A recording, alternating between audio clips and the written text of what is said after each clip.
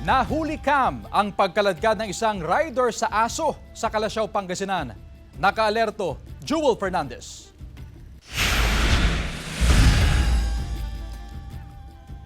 Sa video na ito, makikita ang aso na nakatali sa motorsiklo habang kinakaladkad ng isang rider. Ayon sa isang post sa social media, nangyari ang insidenteng yan sa Barangay Banawang, Calasiao, Pangasinan.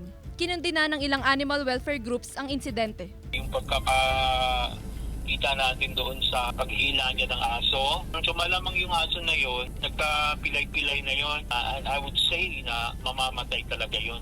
Hindi yun magsusurvive sa ganung ginawa niya. Kasi hindi naman naipagad yun eh. Ayon sa pamunuan ng Barangay Banawang, nai-report na sa kanila ang insidente. Nang i-review umano ang CCTV, napag-alaman na hindi taga roon ang lalaking kumaladkad sa aso. Hindi muna nila pinangalanan ang rider. Yung dumaan po na mama, yung matanda, dumaan po, kasama niya yung aso na kinaladkad niya, pero nakita lang po namin sa CCTV, kaya ni-review po namin at nalaban na namin kung taga saan po siya at pupuntahan po namin ngayon. Sa ngayon, patuloy pa rin pinaghahanap ang lalaki sa video at inaalam din ng otoridad ang kalagayan ng aso. Alinsunod sa Animal Welfare Act, labag sa batas ang pag-torture at pagmamaltrato sa anumang hayop. That's torture.